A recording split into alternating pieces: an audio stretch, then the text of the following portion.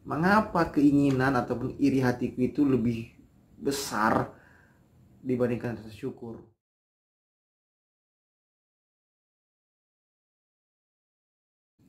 Hai friends, video sharing kali ini saya beri judul "Terima kasih kamu lewat di depan rumah saya".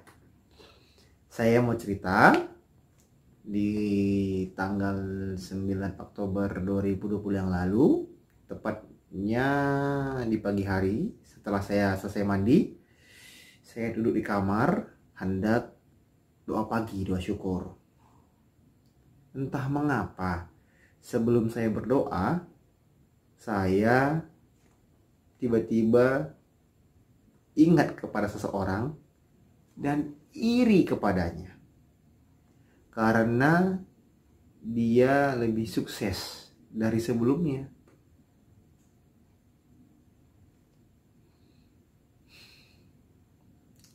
Padahal saya bisa belajar seharusnya kiat-kiat dia sukses itu seperti apa.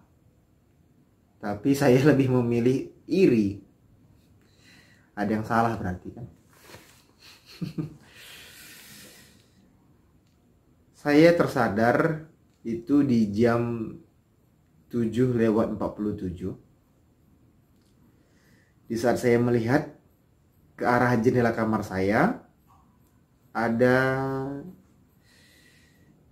orang yang saya kenal, tepatnya orang yang saya kenal dan keluarganya juga saya kenal, yang membutuhkan perhatian ataupun pertolongan.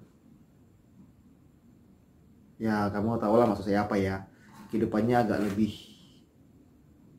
down karena kondisi negara kita dan dunia ini.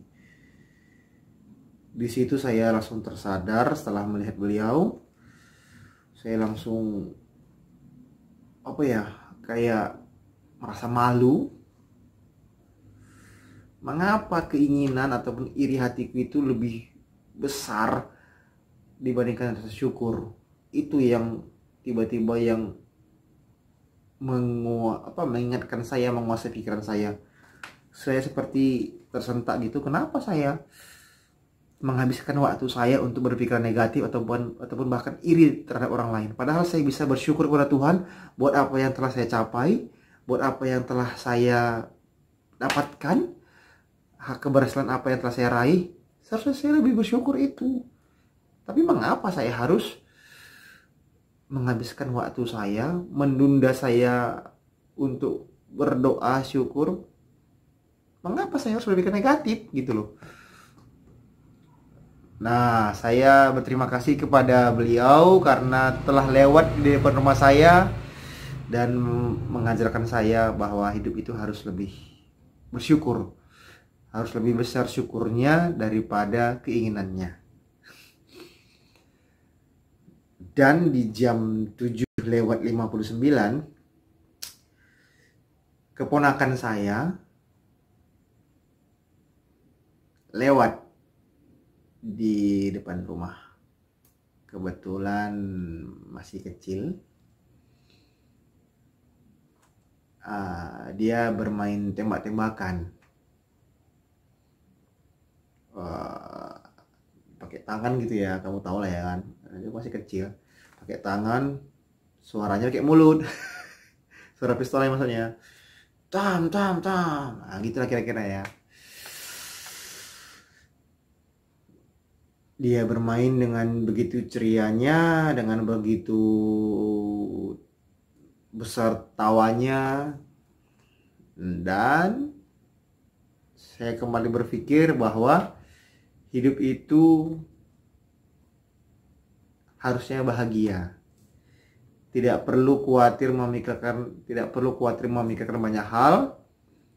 Tidak perlu menghabiskan waktu untuk berpikiran negatif.